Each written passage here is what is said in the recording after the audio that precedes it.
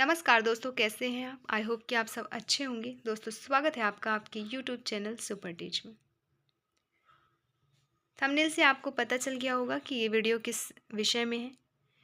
लगभग 50 प्रश्न इसमें हम देखने वाले हैं और टॉपिक हैं आपके सिलेबस का। जैसे पहला टॉपिक है विभिन्न वित्तीय उत्पादों और सेवाओं के लिए विश्वसनीय संस्थान की पहचान करें, उनका चयन करें, जैसे बैंक खाता, डेबिट कार्ड, क्रेडिट कार्ड, ऋण, बीमा आदि। अगला टॉपिक है विभिन्न का उपयोग करके ऑफलाइन ऑनलाइन वित्तीय लेन देन सुरक्षित रूप से करने के तरीके और पासबुक की प्रविष्टियों की जांच। ये टॉपिक है। अगला टॉपिक है वेतन के सामान्य घटकों की पहचान करें और आय व्यय करों की गणना और निवेश आदि से संबंधित। और एक टॉपिक है जिस पे ये क्वेश्चन बने हैं, जिनसे संबंधित क्वेश्चन बने हैं। तो जैसे एक है प्रासंगिक अधिकारों और कानूनों की पहचान करें, कानूनी शोषण के खिलाफ लड़ने के लिए कानूनी सहायता का उपयोग करें, आवश्यक डिजिटल कौशल डिजिटल उपकरणों को संचालित करें, उनकी सुविधाओं और अनुप्रयोगों को सुरक्षित और संरक्षित तरीके से उपयोग करें। इसके अलावा एक और टॉपिक है आपका, तो कई सारे लगभग 4 से 5 टॉपिक मिला के इन प्रश्नों को इकट्ठा किया गया है। तो चलिए शुरू करते हैं। देखते हैं, पहला प्रश्न हमारा है गुणवत्ता से संबंधित घटक निम्न में से कौन सा है? जिसका आंसर हो जाएगा ऑप्शन सी, डिजाइन। अगला प्रश्न, गुणवत्ता नियंत्रण से संबंधित घटक कौन सा है? ऑप्शन ए, श्रम। आंसर हो जाएगा श्रम। बाकी के ऑप्शन दिए गए हैं जैसे ग्राहक सेवा, सुरक्षा, समय, श्रम। तो गुणवत्ता नियंत्रण से संबंधित घटक कहलाएगा आपका श्रम। अगला प्रश्न है टीक्यूएम का पूर्ण रूप क्या है? टीक्यूएम का पूर्ण रूप है friends total quality management. Option A इसका सही उत्तर हो जाएगा। अगला प्रश्न है गुणवत्ता प्रबंधन में KAIZEN से आप क्या समझते हैं? काइजन से क्या समझते हैं? इससे आपका आंसर हो जाएगा निरंतर सुधार। इसके अलावा इसके बारे में थोड़ा डिस्कस कर लेते हैं, ये काइजन है क्या। दोस्तों, ये एक प्रणाली है जिसमें निरंतर सुधारात्मक कार्रवाई पर ध्यान केंद्रित किया जाता है। द्वितीय विश्व युद्ध के बाद जापान में काइजन का उद्भव हुआ था। जापान में काई से तात्पर्य परिवर्तन तथा जैन से तात्पर्य था अच्छा। इस प्रणाली में संस्था के सभी स्तर के कर्मचारी शामिल होते हैं। काइजन की बात कर रहे हैं, इसके बारे में थोड़ा डिटेल्स देख रहे हैं तो आप ध्यान से इसे सुन लें, क्योंकि इससे भी क्वेश्चन बन सकते हैं। इनके लाभ देख लेंगे। इनके अलावा वह उच्च प्रबंध हो या चतुर्श्रेणी कर्मचारी इसमें शामिल होते हैं। सभी स्तर के कर्मचारी, प्रत्येक कर्मचारी को छोटे छोटे सुधार के सुझावों के लिए प्रोत्साहित किया जाता है। यह प्रक्रिया निरंतर रूप से चलती रहती है। जापानी कंपनी जैसे टोयोटा तथा कैनन में 60 से 70 सुझाव प्रतिवर्ष हर कर्मचारी से मांगे जाते हैं। उन पर विचार किया जाता है तथा क्रियान्वित भी किया जाता है। काइजन प्रणाली छोटे छोटे लगातार परिवर्तनों पर आधारित है। सदैव गुणवत्ता सुधार, सुरक्षा और क्षय में कमी, ये सभी सुझाव प्रबंध के किसी एक क्षेत्र से संबंधित ना होकर कहीं भी सुधार की गुंजाइश हो वहाँ से लिए जाते हैं और क्रियान्वित किए जाते हैं। काइजन विधि में मानक निर्धारित किए जाते हैं और फिर मानकों में सुधार किया जाता है। उच्च मानकों के लिए काइजन में कर्मचारियों के प्रशिक्षण निरीक्षण पर भी ध्यान दिया जाता है, जिससे उनकी कार्यकुशलता में वृद्धि हो और वह उद्देश्यों को प्राप्त कर सके। इससे लाभ क्या होता है? तो इससे लाभ ये होता है कि शीघ्र परिणाम प्राप्त होता है, कार्यकारी सुधार होते हैं। तीसरा, उत्पादन क्षेत्र में भी सुधार होता है। तो ये हैं इसके लाभ।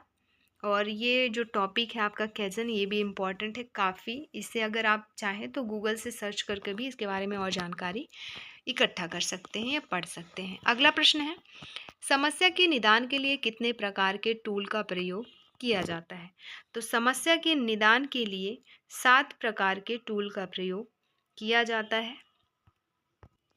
अगला प्रश्न, स्कैटर डायग्राम क्वालिटी टूल का क्या कार्य है? दोस्तों, इसका कार्य है निरंतर उत्पन्न होने वाले कारणों का प्रभाव। अगला प्रश्न, कौन सी रखरखाव पद्धति स्टिच इन टाइम प्रक्रिया का लक्ष्य आवर्ती निरीक्षण के द्वारा होने वाले ब्रेकडाउन को टालना होता है?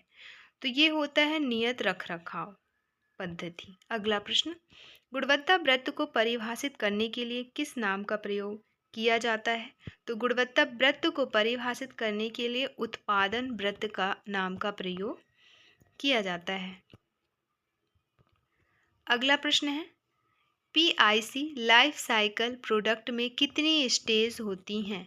तो इसमें 4 स्टेज होती हैं पीआईसी लाइफ साइकिल प्रोडक्ट में। हमारा अगला प्रश्न है,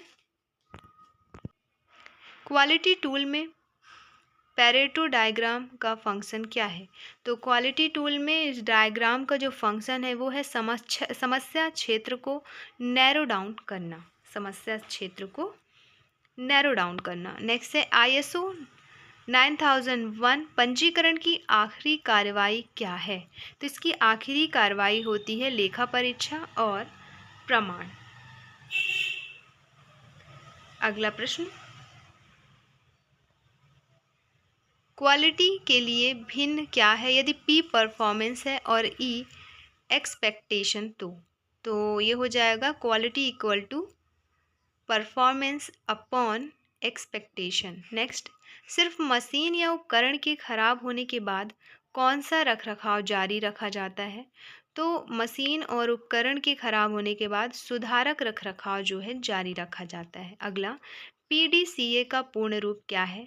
तो पीडीसीए का पूर्ण रूप है plan do check act, plan do check act. अगला, क्वालिटी सर्किल सबसे पहले किस फॉर्म्स में प्रस्तुत किया गया था? किस फॉर्म्स में प्रस्तुत किया गया था? तो ऑप्शन डी, जापानी फॉर्म्स में प्रस्तुत किया गया था। अगला है, बीआईएस का पूर्ण रूप क्या है? तो बीआईएस का पूर्ण रूप है ब्यूरो ऑफ इंडियन स्टैंडर्ड। अगला प्रश्न, क्यूएमएस का विस्तार रूप क्या है? तो क्यूएमएस का विस्तार रूप है क्वालिटी मैनेजमेंट सिस्टम। अगला प्रश्न, कैजन के प्रस्ताव के तहत किस में लागू किया जाना चाहिए? कैजन के प्रस्ताव के तहत विस्तारीकरण के समय में लागू किया जाना चाहिए। अगला प्रश्न है, आईएसओ 9001 पंजीकरण में अंतिम चरण क्या है? तो अंतिम चरण है सुधारात्मक और निवारक कार्यवाही। अगला प्रश्न, यदि सूत्र Q equal to P upon E में गुणवत्ता 1 से अधिक है तो क्या होगा? तो ग्राहक के उत्पादन को एकदम अस्वीकार कर देगा। अगला प्रश्न, निम्नलिखित में से कौन सा गुणवत्ता का चरित्रक नहीं है? तो गुणवत्ता नियंत्रण जो है वो चरित्रक नहीं है। अगला प्रश्न, आईएसओ 9000 समूह का उद्देश्य किसका प्रबंधन करना है? तो ग्राहकों की संतुष्टि का प्रबंधन करना है। अगला प्रश्न, नीचे दिए गए चित्र में स्पैनर के इस्तेमाल से क्या गलत है? इसमें गलत है, स्पैनर का साइज सही नहीं है। अगला, क्वालिटी सर्किल किस तरह के कर्मचारियों का समूह है जो स्वैच्छिक रूप से काम संबंधी आने वाली समस्याओं का निदान करने के लिए होते हैं? तो क्वालिटी सर्किल अनौपचारिक कर्मचारियों का समूह है। अगला, कार्यशाला में रास्ते में औजारों को छोड़ देने से क्या हो सकता है? तो छोड़ देने से अतिरिक्त भंडारण की जगह मिलती है। अगला प्रश्न, किसी डिपार्टमेंट की क्वालिटी ऑब्जेक्टिव होने चाहिए? तो किसी डिपार्टमेंट की क्वालिटी ऑब्जेक्टिव मापनीय होनी चाहिए। अगला, क्वालिटी यंत्र हिस्टोग्राम का क्या कार्य है? तो इसका कार्य है समस्या के लिए कारकों का आकलन। अगला प्रश्न, कैजन का अर्थ क्या है? तो कैजन का अर्थ है स्वयं अनुशासन या स्व अनुशासन। अगला, कौन सा कथन गुणवत्ता गुरु डॉक्टर JM जूरन ने कहा था? तो गुणवत्ता उपयोग के लिए ठीक है, ऐसा कहा था डॉक्टर JM जूरन ने। अगला, लोकप्रिय गुणवत्ता उपकरणों की कुल संख्या कितनी है? तो ये है 7। अगला क्वेश्चन, क्वालिटी सर्कल की उत्पत्ति जापान में JUSE के द्वारा हुई थी। JUSE का फुल फॉर्म या पूरा नाम क्या है? तो इसका पूरा नाम है union of Japanese scientist and engineers. Union of Japanese scientist and engineers. अगला है, गुणवत्ता का अर्थ क्या है? दोस्तों, गुणवत्ता का अर्थ है जरूरत के अनुरूप। दूसरा, उत्पाद के लिए मानक निर्धारण। अगला, आईएसओ के सदस्य देशों की संख्या कितनी है? आईएसओ के सदस्य देशों की संख्या है 91। अगला, टोटल क्वालिटी मैनेजमेंट किस पर फोकस करता है? तो ये करता है कर्मचारियों और ग्राहक दोनों पर। अगला, बीआईएस का फुल फॉर्म क्या है? तो ब्यूरो ऑफ इंडियन स्टैंडर्ड्स इसका फुल फॉर्म है। अगला प्रश्न, किसी भी संस्थान में साफ सफाई किसकी जिम्मेदारी होती है?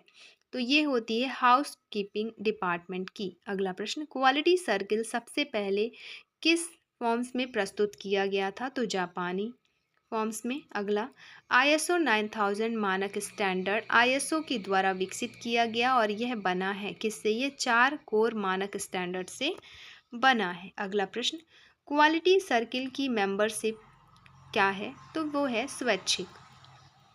अगला, गुणवत्ता को क्वांटिफाई करने के लिए निम्न में से कौन सा सूत्र सही है? तो Q = P/E। अगला, प्रसिद्ध गुणवत्ता टूल की संख्या कितनी है? तो वो है 7। क्वालिटी सर्कल के लिए गलत नाम बताएं। तो बड़ा सर्कल इसका गलत नाम है। अगला, क्वालिटी उपकरण में पेरेटो डायग्राम का कौन सा एक कार्य है? तो समस्या क्षेत्र को कम करना इसका एक कार्य है। अगला, निम्न में से कौन कुल गुणवत्ता लागत का एक हिस्सा है? तो लागत का निवारण, विफल लागत, लागत का मूल्यांकन, ये सभी ही गुणवत्ता लागत का एक हिस्सा है। अगला, 20% कार्य में 80% समस्याएं आती हैं, यह अवधारणा किसके द्वारा प्रतिपादित की गई? तो ये पेट्रो द्वारा प्रतिपादित की गई। अगला प्रश्न, लगातार सुधार की प्रक्रिया का उपयोग कौन सा चक्र है? इसमें PDCA चक्र है। ये लगातार सुधार की प्रक्रिया इसी में होती है। अगला, कैजन का उद्देश्य किसको हटाना है? तो कैजन का जो उद्देश्य होता है वो अनुपयोगी वस्तु को हटाना है। तो ये थे हमारे 48 क्वेश्चन। 50 पे डिस्कस करना था पर 48 पे हमने किया। बाकी के क्वेश्चन अगले वीडियो में देखेंगे। अगले टॉपिक जो बचे हैं उन पे आगे का वीडियो रहेगा। कुछ ही टॉपिक बचे हैं जिन पे डिस्कस करना बाकी है, जिन पे क्वेश्चन करना बाकी है। लगभग आधे से ज़्यादा टॉपिक हमने कवर कर लिया है। तो देखते रहिए सुपर टीच चैनल। इसके माध्यम से ये जो भी सिलेबस है आपका सोशल स्टडी का, ये कंप्लीट कराया जाएगा ऑब्जेक्टिव टाइप क्वेश्चंस के रूप में। और इसके अलावा जो मेन टॉपिक्स हैं उन पे भी डिस्कस की जाएगी। कुछ एक्ट हैं जो पढ़ना ज़रूरी है, वो भी पूरा उनको पढ़ना पड़ेगा, तो उनके अलग से वीडियो अपलोड होंगी। तो इस वीडियो में बस इतना ही। वीडियो अच्छी लगी हो तो लाइक और सब्सक्राइब ज़रूर करें। वीडियो देखने के लिए आपका बहुत बहुत शुक्रिया। दोस्तों, PDF चाहिए तो इसके लिए आपको जाना होगा टेलीग्राम चैनल पे, ज्वाइन करना होगा, वहाँ से PDF आपको आसानी से मिल जाएगा। तो टेलीग्राम चैनल ज्वाइन कर लें और PDF वहाँ से डाउनलोड कर लें। धन्यवाद।